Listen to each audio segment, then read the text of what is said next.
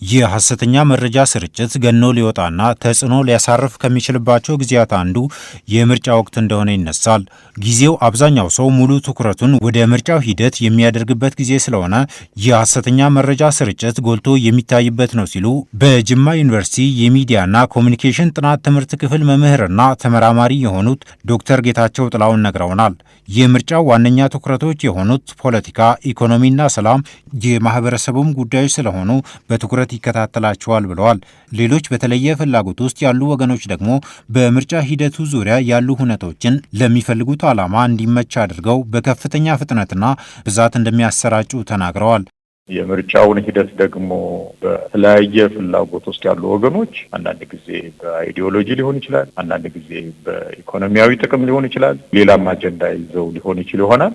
በጣም በከፍተኛ ደረጃ በምርጫው ሁነት ዙሪያ ያሉ መረጃዎችን ለሚፈልጉት ዓላማ ስቶር በሚያደርግ መልኩ በከፍተኛ ፍጥነትና ብዛት የምርጫ ጉዳዮችን የተመለከቱ የተሳሳቱ መረጃዎች ይሄዳሉ። ይሄ በሁሉም ይሆናል፣ ግን በተለይ ደግሞ በእነዚህ በማህበራዊ ሚዲያ በምንለው ይጎላል።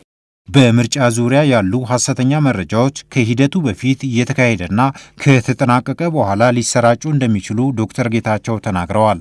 በልዩ ልዩ መልኩ ይሄን ሊያደርጉት ይችላል። ለምሳሌ የውጤት መረጃን መስጠት ሊሆን ይችላል ሂደቱ ከተጠናቀቀ። ግን ቀድሞም የምርጫው ሂደትም ከመሆኑም በፊት በምርጫው ሂደት ወቅትም ላይ ከምርጫውም ደግሞ ውጤት የሚገለጥበት ጊዜ ጋር ተከትሎ ባሉት ጊዜዎች ሁሉ ላይ ሊያሳምን፣ ሰዎችን ሊያሳስት እና የእነርሱን ይዘት ሊወስድ ይችላል ብለው በሚያምኑባቸው መንገዶች የተዛቡ መረጃዎችን እነዚህ የተለያየ ፍላጎት ያላቸው ያልኳቸው ወገኖች ያሰራጫል። የምርጫው ሂደት የተዛባ ነው፣ ተሳሳተ ነው፣ ወይም ኦልሬዲ የተበላ ዕቁብ ነው ከሚል ጀምሮ ውጤቱንም ጭምር በተሳሳተ ሁኔታ ምናልባትም ከዚህ ቀደም ጥቅም ላይ የዋሉ ምስሎችን፣ ቪዲዮዎችን፣ ዜናዎችን ሁሉ በመጠቀም ወይም አሁን ደግሞ ዘመኑ የኤአይ ጊዜ ስለሆነ ኤአይን በመጠቀም እንግዲህ ኤዲት እየተደረገ የሌላ ሀገርም ሊሆን ይችላል ወይም የሀገር ውስጥ ከዚህ ቀደም አንዳንድ የሆኑ ክስተቶች የተያያዙ የሚመሳሰሉ ነገሮችንም ሁሉ ይዞ ሊሆን ይችላል። እንዲህ አይነት ይዘቶች ይሄዳል። የሐሰተኛ መረጃዎች ስርጭት በማህበራዊ መገናኛ ብዙሃን ጎልቶ ይታያል የሚሉት ዶክተር ጌታቸው የማህበራዊ ሚዲያ አጠቃቀም ግንዛቤ በኢትዮጵያ ለማደግ የዚህ አንዱ ምክንያት እንደሆነ ተናግረዋል።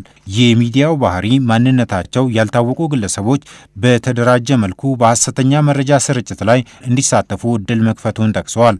በዚህ መልኩ የሚሰራጩ ሐሰተኛ መረጃዎች እንዲታረሙ ማድረግ የመደበኛ መገናኛ ብዙሃን ኃላፊነት ነውም ብለዋል። መደበኛዎቹ መገናኛ ብዙሃን ከማህበራዎቹ እኩል በሆነ ፍጥነት እየተከተሉ መረጃዎቹ ሐሰተኛ መሆናቸውን ማሳወቅ አይከብዳቸውም ወይ ስንል ላቀረብንላቸው ጥያቄም ተከታዩን ምላሽ ሰጥተውናል። የትኛውንም አይነት ከምርጫ ጋር ተያይዞ ያለ ይዘትን ከማስተላለፋቸው በፊት በተለይ ሜይንስትሪም ሚዲያ ኃላፊነት ተጠየቅ ያለባቸው መዋቅራዊ ስትራክቸር ያላቸው ሚዲያዎች በሚገባ ማረጋገጥ፣ እንደገና ደግሞ መልቲፕል የሆኑ ምንጮችን መጠቀም፣ አንድ ወይም ሁለት ላይ ከመደገፍ ከተለያዩ ወገኖች ቬሪፊኬሽን ለዋለት 10 ጊዜ ለካ አንድ ጊዜ ከመቁረጥ በፊት እንደሚባለው አባባል ማለት ቪዲዮዎችን፣ ምስሎችን እንደሚገባ መመርመር ማየት ያስፈልጋል። እውነት ለመናገር የሚዲያ አንዱ ባህሪው ብሬክ ማድረግ ቢሆንም ከምርጫ ጋር በተያያዘ ግን ብሬክ ከማድረግ ይልቅ ማለት ከፍጥነት ይልቅ ትክክለኛነትን፣ እውነተኛነትን ያንን ማትኮር የሚገባ ይመስለኛል። የመረጃዎቹን ትክክለኛነት ለመለየት የተለያዩ የሀቅ ማጣሪያ መንገዶች አሉ የሚሉት ዶክተር ጌታቸው ስነ ምግባርን የተከተለ የሙያ አሰራር እንዲኖር መስራትም ሌላው እንደሆነ አንስተዋል።